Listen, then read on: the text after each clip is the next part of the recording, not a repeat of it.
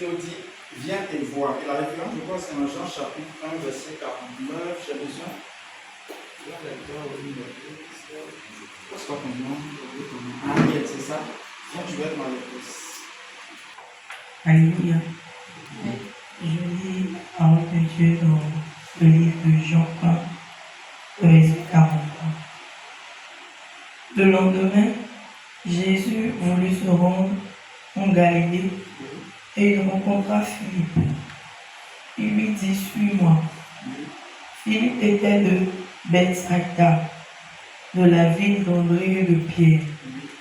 Philippe rencontra Nathanaël et lui dit, nous avons trouvé celui de qui Moïse a écrit dans la loi et dont les prophètes ont parlé, Jésus de Nazareth, fils de Joseph. Nathanaël lui dit, peut-il venir de Nazareth quelque chose de bon? Philippe lui répondit, viens et vois. Très bien, que tu t'arrêtes là. C'est bizarre. C'est bizarre. Non, tu n'as pas dit, pas entendu. C'est bizarre. Non, ça là, c'est pas bizarre, c'est ta voix qui est bizarre. Donc vous voyez une conversation bizarre qui se déroule. À première vue, ça paraît banal comme conversation, mais quand on va dans les profondeurs, pour ceux qui sont dans le prophétique, qui sont un peu profonds, ils vont comprendre qu'il y a quelque chose de bizarre qui s'est produit là. Il y a quelque chose de mystique qui s'est produit là. On a Philippe qui est là, et qui a écrasé Jésus. Il a appelé son frère Nathanaël.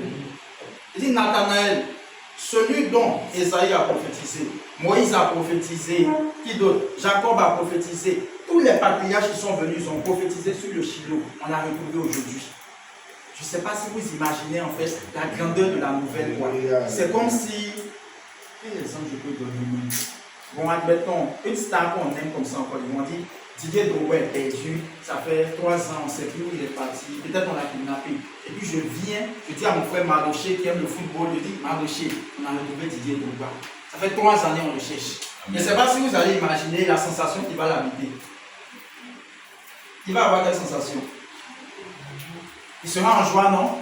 Voilà. Donc c'est la même scène qui se produit ici. Il y a Philippe qui dit à Nathanaël, celui dont tous les prophètes, tous les patriarches depuis Israël ont prophétisé, depuis Abraham jusqu'à nos jours là, celui dont on a prophétisé là, il est là, viens tu vas voir. Et puis on a Nathanaël, au lieu de se réjouir comme mon frère Mardoché qui allait se réjouir ici, il regarde son frère de haut en bas comme ça. Toi tu dis quoi même? Peut-il venir quelque chose de bon de Nazareth? Vous voyez? Peut-il venir quelque chose de bon de Nazareth? Non. C'est bizarre. C'est bizarre. Parce que quand il précise, il dit, nous avons trouvé celui que Moïse a écrit dans la loi et dont les prophètes ont parlé. Et puis il précise, Jésus de Nazareth. Jésus de Nazareth. Donc Nathanaël s'assoit et puis il demande, il dit, peut-il venir quelque chose de bon de Nazareth? Parce que Nathanaël s'est arrêté, ça veut dire le côté Jésus là, lui ça ne l'intéressait pas. De Nazareth là, ils ont collé sur lui là, c'est ça que lui a vu. Et je me suis posé la question de savoir, pourquoi est-ce qu'on dit à un gars comme Nathanaël que le Messie est là, celui que tout Israël attend depuis des décennies, depuis des siècles, et puis sa réaction c'est quelque chose de bon peut venir de Nazareth. Je me suis renseigné et j'ai vu que Nazareth c'est un quartier très très pauvre. Mais en fait, quand je dis pauvre, c'est vraiment pauvre quoi. C'est comme vous prenez Abidjan ici, le quartier le plus pauvre, le plus délaissé. Le Messie décide de naître et puis c'est là-bas qu'il s'en va naître. Dans un quartier où il n'y a ni éclat, ni beauté, il n'y a pas de ministre, il n'y a rien. Quand tu fais des recherches sur Nazareth, on va te dire que Nazareth là, c'est une terre où on ne pouvait pas cultiver. C'était une terre qui était aride. Alors qu'à l'époque, c'est l'agriculture qui était l'activité phare de ces personnes-là. C'est une terre pauvre. Les gens sont pauvres là-bas. Lui-même, il est né dans une bergerie là-bas. Et un bon matin, toi, tu vas venir t'arrêter pour me dire, non, à Bobo derrière, il y a un ministre qui est sorti, il faut venir, tu vas le voir. Je vous dis à moi, est-ce qu'on va te de haut en bas pour te demander, peut-il venir quelque chose de bon de ce lieu-là? Voilà. Dis à ton voisin question. Les choses vont se passer ce soir. Amen. Vous voyez? Nathanaël s'est arrêté à de Nazareth. Ça veut dire le quartier d'où le gars vient là, c'est à ça que lui s'est limité. Je ne sais pas si vous voyez en fait. C'est parce que comme les gens qui sont à Anglais, Cocody, quand tu leur dis que tu viens de Yopougon, la manière dont ils te regardent bizarrement là, ou bien d'Abobo, la manière dont on nous regarde là, vous êtes à Yopougon, vous savez non, ou bien tu n'es pas à Yopougon. Quand vous croisez les gens de Anglais, ils font comment? Ils sont bizarres vous. Voilà. Vous voyez, c'est la même mentalité que Nathanaël a eu ici. Et ce soir, je viens parler à quelqu'un ici. Oui, je viens parler à des esprits ce soir. Je ne viens pas parler à des personnes. Je viens parler à des esprits. Et celui qui sera en esprit, c'est celui qui va comprendre et qui va saisir ce qui va se passer. De cette conversation, on lui a dit viens et vois. Malétrice, tu es là, parti t'asseoir. Et lorsque Nathanaël a fini de dire, peut-il venir de Nazareth quelque chose de bon? Philippe lui répondit, viens et vois. Donc toi aussi tu es venu aujourd'hui pour... C'est sûr que tu as envie de voir. La manière de répondre, même, ça ne donne même pas envie de... Donc on dit, Jésus, voyant venir avec Nathanaël, dit de lui, voici vraiment un homme dans lequel il n'y a point de fraude. C'est-à-dire, voici quelqu'un qui est honnête juste quand il n'y a pas reste. Donc, Nathanaël qui a minimisé Jésus, qui l'a méprisé, lui demande maintenant, il dit, d'où me connais-tu? D'où me connais-tu? Toi et puis moi là, on ne s'est jamais vu. D'où tu sors cette phrase là pour savoir que moi là, je suis très honnête, il n'y a pas de fraude dans moi. Donc Jésus lui a dit, avant que tu ne viennes, quand Philippe allait t'appeler, je t'ai vu sur le figuier. C'est comme si le Seigneur était ici, lui et puis Philippe les était peut-être dans un autre quartier là-bas.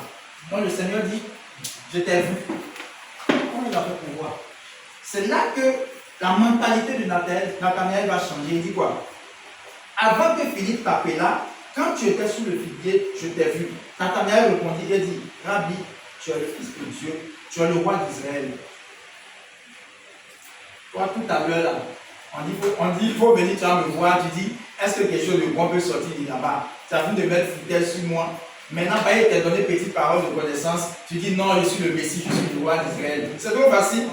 Donc le Seigneur lui répond pour dire, parce qu'il t'a dit que tu as vu sous figuier là, tu crois quoi? Tu vas voir des choses plus grandes que celle-ci. Tu verras de plus grandes choses que celle-ci. Tu verras de plus grandes choses que celle-ci. Et il lui dit, en vérité, vous verrez désormais le ciel ouvert et les anges de Dieu monter et descendre sur le Fils de l'homme. Cette partie, ça ne m'intéresse pas trop. J'étais en train de verser le cadre. Ça, c'est mon introduction. Je ne vais pas encore commencer.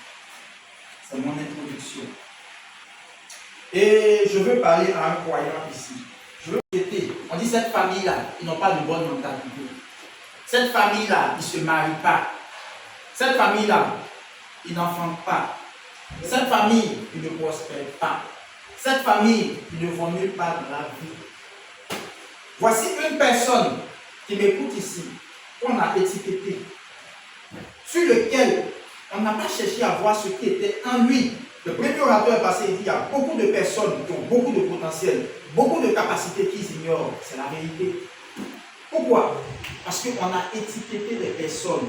On s'est arrêté à, il vient de Nazareth, il vient de Yopougon, il vient de Dabou, il vient d'Abobo. Comme Nathanaël. On s'est arrêté à ça. Et vous allez voir aujourd'hui, beaucoup sont des chrétiens. Le Seigneur Jésus a promis une vie de victoire, une vie de règne. Ici, là, qui vit une vie où il règne, lui-même c'est qui domine, vrai, là. Il y en a? Dandy. Il n'y en a pas de grandes choses. Le Seigneur dit, je suis le Dieu à qui l'or et l'argent appartiennent. Je suis le Dieu qui donne la paix. Des choses basiques comme la paix, la joie, le calme, tout ça. Il y a combien de chrétiens qui ont la paix ici? Qui peut lever sa main ici pour dire qu'il a la paix au moins? Au moins, le strict minimum. Le strict minimum. Il faut être honnête, lève ta main. Si tu n'as pas aussi, tu ne lèves pas ta paix. Pas comme le monde la laisse. Amen. Soyez bénis. Vous qui avez la paix, vous qui n'avez pas la paix, on se verra après. Ne vous inquiétez pas. Donc ça, c'était mon introduction. Voici des chrétiens sur lesquels on a posé des étiquettes. Voici des personnes, tu es ici, tu m'écoutes. On a dit de toi, ceux-là ne vont pas réussir. On a dit de toi, ta famille est comme ci, ta famille est comme ça. Parce que tu sors d'un milieu qui est comme ça. Nazareth, c'était un mauvais lieu, c'était un lieu qui était pauvre. Donc on ne pouvait rien voir pousser de bon.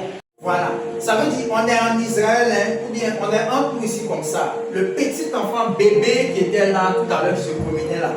Dieu veut faire quelque chose, Dieu veut enclencher un mouvement. Il ne prend pas les dames qui sont musclées devant nous. Il ne prend pas mes soeurs qui sont là. C'est ce petit enfant que Dieu vient choisir. Je ne sais pas si vous voyez. Dieu laisse tous les soldats, tous ceux qui sont musclés, tous ceux qui ont la force, tous ceux qui ont l'intelligence, la sagesse, tous les vieux, tous les doyens, il les a laissés. Il est venu s'investir en un enfant. Et quand il vient, il lui dit quoi? Va avec la force que tu as. Autrement dit, il y avait un potentiel qui était déjà en Gédéon. Est-ce qu'on est d'accord? Ça veut dire que Gédéon avait déjà une force en lui. Vrai ou faux? Mais qu'est-ce qui empêchait Gédéon de manifester cette force-là?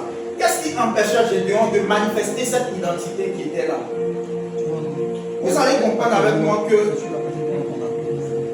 beaucoup d'entre nous, nous vivons des situations difficiles parce qu'on s'ignore. Comme le disait l'orateur à côté de moi, il dit beaucoup ont des potentiels, beaucoup ont assez de capacités, mais ils s'ignorent eux-mêmes. Et vous voyez l'exemple de Gédéon comme ça. Pour ceux qui ont lu l'histoire jusqu'au bout, vous allez voir que Dieu va opérer une puissante délivrance avec le plus petit, l'être le plus infime d'Israël. C'est possible comment? Parce qu'il y a un potentiel qui était déjà en Gédéon. Mais l'environnement, la famille, le lieu avait déposé une étiquette sur Gédéon. Il sort de la famille la plus pauvre d'Israël. Ça veut dire déjà sur Gédéon, il y a un nom de pauvreté qui est déposé à côté. Il sort encore de la famille la plus petite d'Israël. Ça veut dire encore, à côté de la pauvreté, il est petit. Donc son nom Gédéon, ça porte la pauvreté et puis ça porte la petitesse. Donc quelqu'un qui est comme ça, même s'il est le plus musclé, comme on le dit dans notre jargon, même s'il est le plus beau ici, est-ce qu'il peut se lever pour dire, venez, on va aller délivrer la nation? Est-ce qu'il peut le faire? C'est la situation de toi qui m'écoute ici. Tu penses que tu ne vaux rien. Tu penses que tu ne vas pas arriver quelque part. Tu penses que ta vie s'est arrêtée là. Parce que les gens ont parlé. Parce que les gens ont dit. Parce que les gens ont médit pendant des années, pendant des jours. Et tu as invoqué Dieu. Tu as crié à Dieu. Tu n'as pas vu de résultat. Tu as invoqué Dieu. C'est comme si le ciel semblait fermé. C'est comme s'il n'y avait rien qui se passait. Tu as hurlé, tu as pleuré dans ta chambre. Tu as pleuré sur ton lit. Il n'y a pas une voix qui t'a répondu. Ce soir, Dieu te répond. Je te dis que ce n'est pas lui qui t'a limité. Ce n'est pas lui qui t'a limité. C'est ta famille qui t'a limité. Je me tiens dans le nom de Jésus. Je me tiens dans le nom de Jésus. Je me tiens dans le nom de Jésus. Et je passe ces influences-là. Je passe ces influences-là. Je passe ces influences-là. Je passe ces influences-là. Je passe ces influences-là. Je passe ces influences-là. Je passe ces influences-là. Au nom de Jésus. Je déclare à quelqu'un ici que ce n'est pas parce que tu sors d'une famille pauvre que tu vas terminer ton année dans la pauvreté. Ce n'est pas parce que tu sors d'une famille où on dit qu'on ne se marie pas que tu vas terminer ta vie dans cet état de célibataire. Ce n'est pas parce que tu sors d'une famille où professionnellement ça ne monte pas que tu vas rester au même niveau. Je viens m'adresser à des esprits. Est-ce qu'il y a des esprits en ce soir? Est-ce qu'il y a des esprits? Où sont les esprits là?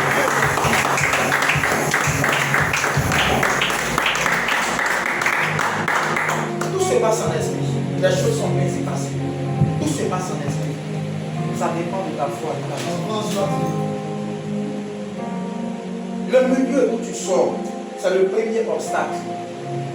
Ne me parlez même pas de sorcier du village, je sais pas pourquoi. Parce que même les sorciers, quand ils veulent faire leur incantation sur toi, ils vont d'abord aller chercher, ils descendent de quelle lignée, quel est son code génétique, dans son sang là, qu'est-ce qui est écrit, qu'est-ce qui est inscrit. Et si on se rend compte que toi, il y a la pauvreté, comme Gédéon, toi, il y a la petitesse, comme Gédéon, c'est avec ça qu'on va travailler. Donc les sorciers là, ils ne sont pas allés inventer des sorts pour venir dire qu'ils vont déposer ça dans la vie de quelqu'un. Non, ils sont regardés dans la famille. C'est la raison pour laquelle vous allez voir que dans une famille, l'aîné, s'il échoue, le deuxième échoue, eux tous ils échouent. Je ne sais pas si vous avez remarqué ce truc qui se répète. C'est comme une répétition généalogique. Le premier enfant, quand il vient, on va voir qu'il y a un truc bizarre qui se passe dans sa vie. Il y a un truc, c'est le divorce. Le premier enfant se marie, tout est propre. Il va divorcer après. Le deuxième, on voit qu'il y a une répétition qui se répète encore dans la famille. Il y a une répétition de ces malédictions. Il y a une répétition de ces codes génétiques-là. Pourquoi? Parce que tu sors de là et puis parce que ton sang est lié à ça. Mais je déclare que le Seigneur Jésus a vaincu à la croix. Je Je déclare que Jésus a vaincu pour toi à la croix. Et parce qu'il a vaincu, il a reçu le nom au-dessus de tout nom. Aujourd'hui, toutes les influences négatives qui étaient rattachées à la vie de famille de quelqu'un, qui étaient rattachées au code génétique de quelqu'un, qui étaient rattachées au sang de quelqu'un, je déclare que toutes ces influences sont effacées. Je déclare que toutes ces influences sont effacées. Je déclare que toutes ces influences sont effacées. Vous voyez? Donc quand on veut attaquer quelqu'un, c'est comme ça qu'on commence. Et une fois que l'ennemi a réussi à déposer ses codes-là sur toi, c'est fini. Tu t'assois et bon, tu te dis que bon, pour moi est terminé. Il y a des gens, on allait à l'école ensemble, ils étaient forts, ils avaient du potentiel. Ils étaient excellents. À l'époque, tu t'assois et tu dis, lui là, va devenir quelqu'un, il va réussir. Mais quelle ne suis pas votre surprise de les voir aujourd'hui et puis de vous étonner pour leur poser la question, frère, comment toi qui étais destiné à réussir? On a cru que tu avais toutes les armes possibles, toute la grâce de Dieu possible pour réussir. Comment ça se fait qu'aujourd'hui là, tu sois à un tel niveau? C'est à ton voisin question.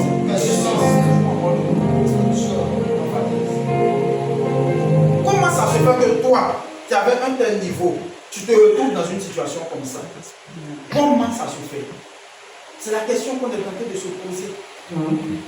J'ai une question à poser à quelqu'un. Qui pense que Dieu est injuste ici? Il n'y a pas de mais non. Aussi vrai que toi et moi, nous savons que Dieu n'est pas injuste et que c'est un Dieu qui est juste. Est-ce que Dieu est une personne qui est stupide, une personne pour venir échouer? Est-ce que Dieu va accepter de créer quelqu'un comme ça? Dieu ne va jamais accepter de créer quelqu'un comme ça. Donc pourquoi dans ta famille on voit les mêmes répétitions générationnelles? Pourquoi est-ce que là où tu es, c'est ton environnement qui te caractérise? Il y a des quartiers, quand vous allez, c'est la mort qui est là-bas. Et tu es influencé. J'ai parlé d'abord, j'ai dit dans la famille, il y a une influence. Gédéon était influencé par le nom de la famille, par la position de la famille, par l'environnement où il était. Et à cause de ça, ce Gédéon, qui était un guerrier pour libérer Israël, retourne au verset chose. Il y a un verset qui s'appelle Valet. Comment je vais te donner la parole?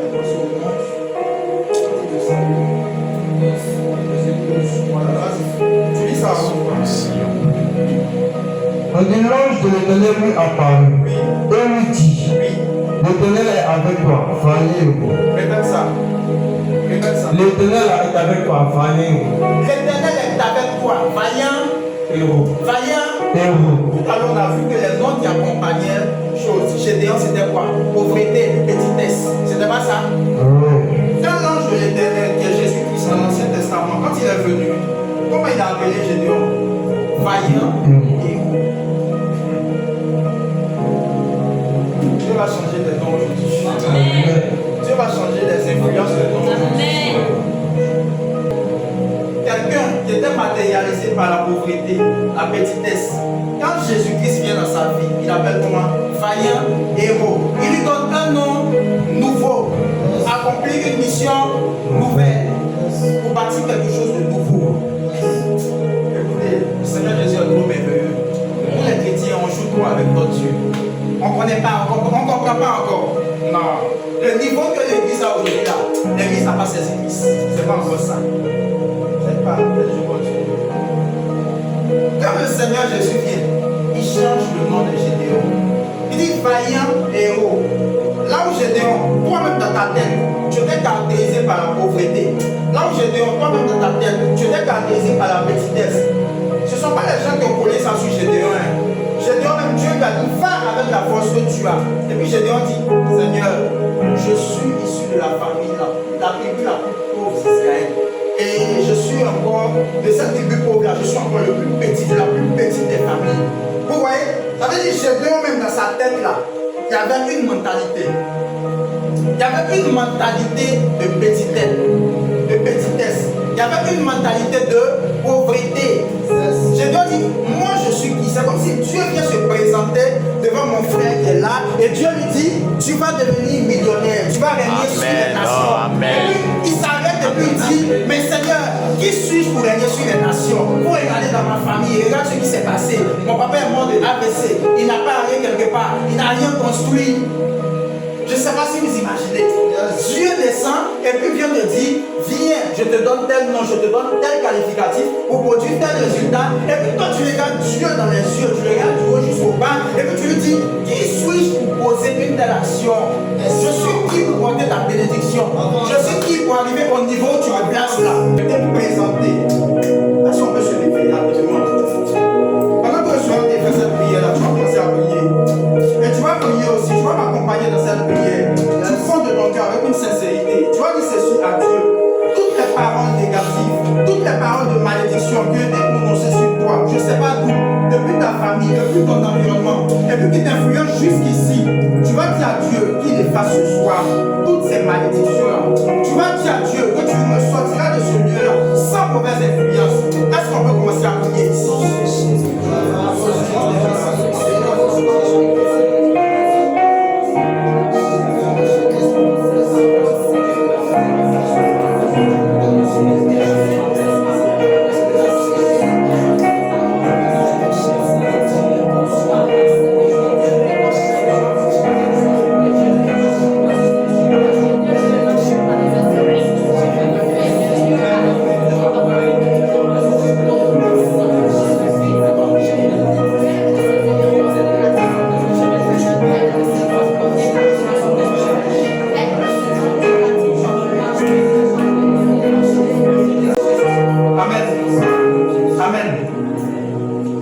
Voici ce qui vient de se passer. Pour beaucoup d'entre nous ici, le Saint-Esprit vient de déchirer beaucoup de papiers. Pendant que je me tiens ici, c'est ce que je vois. Beaucoup de papiers qui étaient comme des condamnations, qui parlaient contre la vie de plusieurs. Beaucoup de papiers qui ont suivi et qui ont influencé la vie de plusieurs personnes pendant des années. Je ne sais pas, il a déchiqueté ça. Je ne sais pas si je vais dire en 1000 morceaux. Il a épargné ça comme ça. Et pendant que je me tiens là, il me rappelle aussi la parole qui dit qu'il a effacé les actes dont les ordonnances nous condamnaient autrefois.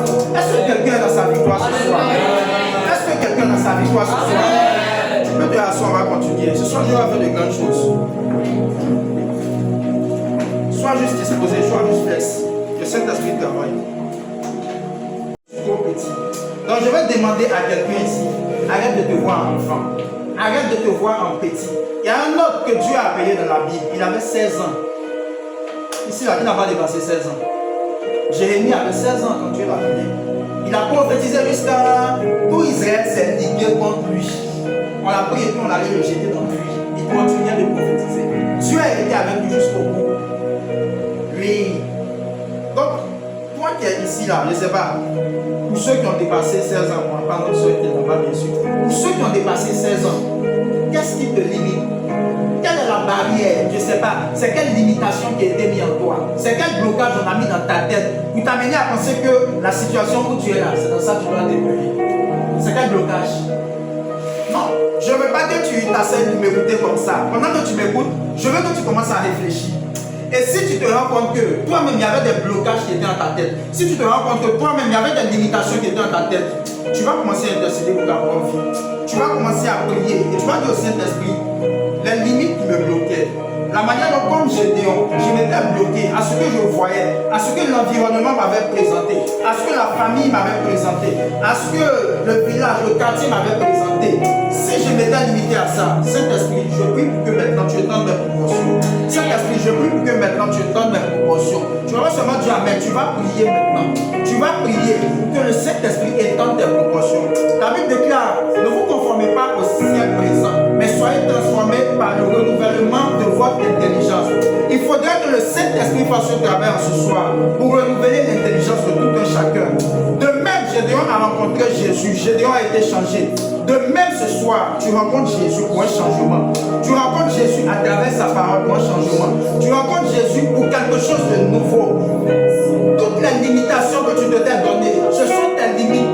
Ce ne sont pas les limites de Jésus. La Bible déclare que rien n'est impossible à Dieu. Rien n'est impossible à ce Jésus, créateur du ciel et de la terre. Rien ne lui est impossible. Je prie maintenant ce soir, Saint-Esprit, pendant que je me tiens ici. Je prie maintenant qu'un renouvellement de l'intelligence se fasse dans les esprits de mes frères et sœurs qui sont ici présents. Je prie maintenant pour que tu renouvelles l'intelligence de tout un chacun. Je prie maintenant pour que tu augmentes. Je commande maintenant ta miséricorde sur la vie de tes enfants, sur la vie de tes enfants. Là où ils se sont arrêtés à un niveau financier, barrières financières sont brisées. Je déclare que les barrières dans la vie de tous les jours, dans leur épanouissement sont brisées. Je déclare que tout ce qui est barrière, qui leur ôtait la paix, qui leur ôtait la joie, est brisé.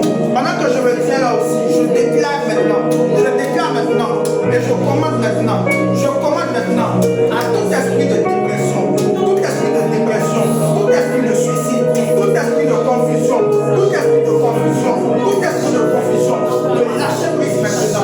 lâcher prise maintenant, et de libérer la vie, Esprit de dépression, je m'attaque à vous maintenant dans le nom de Jésus. Esprit de découragement, je m'attaque à vous au nom de Jésus maintenant. Je m'attaque à vous maintenant et je déclare que votre action est terminée en ce soir. Je vous arrête en ce soir dans le nom de Jésus. Je vous arrête en ce soir dans le nom de Jésus. Esprit de dépression, je t'arrête en ce soir. Je détruis tes œuvres dans le nom de Jésus. Je détruis tes œuvres dans le nom de Jésus. Pendant que je me tiens là, tout esprit de dépression maintenant libère. Tout esprit de dépression maintenant lâche prise maintenant. Oui. Vous sortez maintenant des destinées. Vous sortez maintenant des destinées. Vous sortez maintenant des destinées.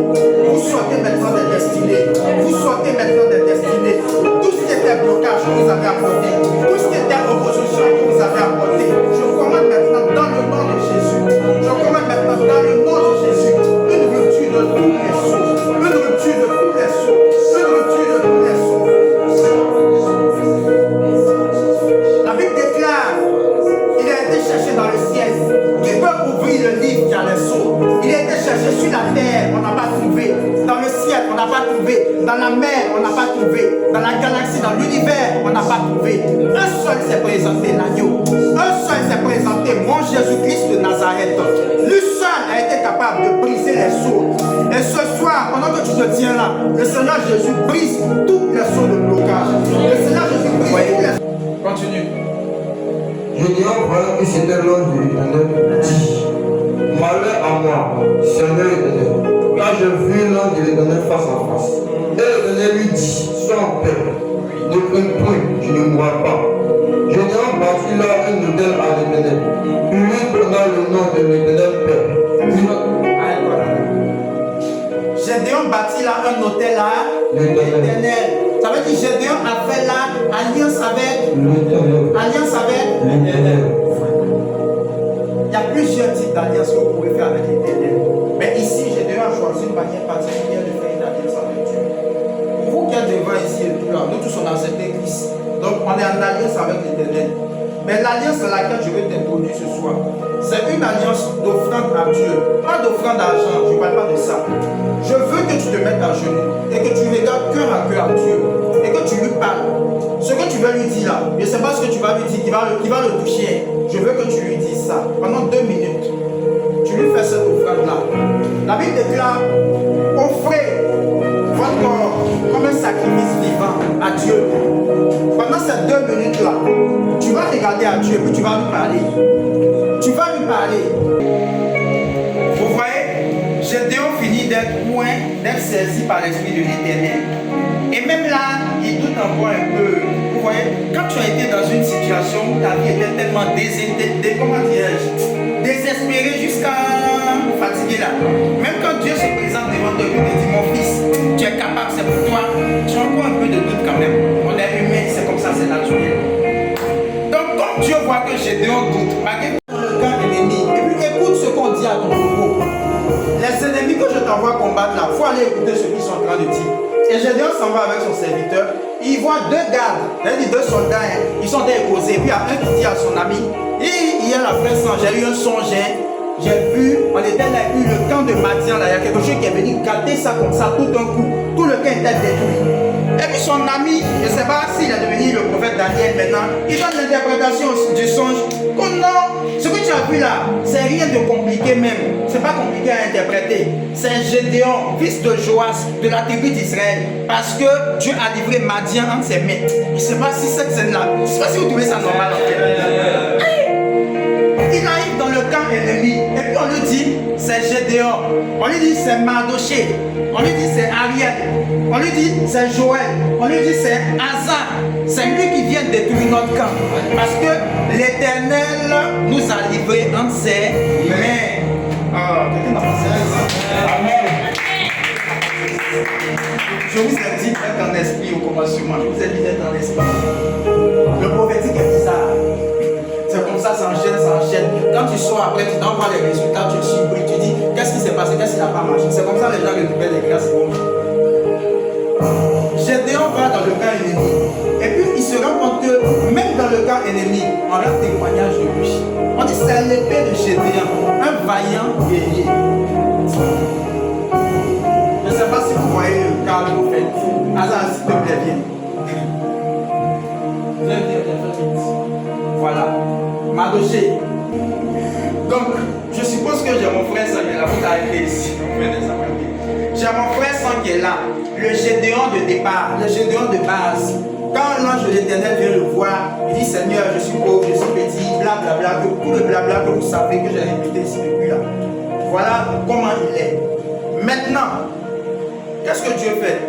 Dieu lui dit que nous, au ciel là, le nom qu'on t'a donné, c'est vaillant héros. Ça veut dire que quand on vérifie dans les archives du ciel, quel est ton nom? On voit que c'est vaillant héros.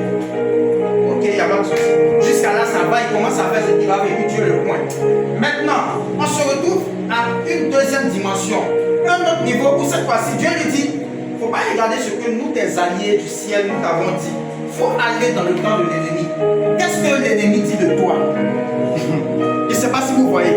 Qu'est-ce que tes alliés disent de toi? Qu'est-ce que tes ennemis disent de toi? Et il va aussi, ses ennemis ont un témoignage de lui. On dit c'est Gédéon, c'est un vaillant guerrier, c'est un grand. Il est venu pour tout décarcasser. Il est venu pour tout gâter à moitié ici. Il va tout casser ici. Je ne sais pas si vous voyez.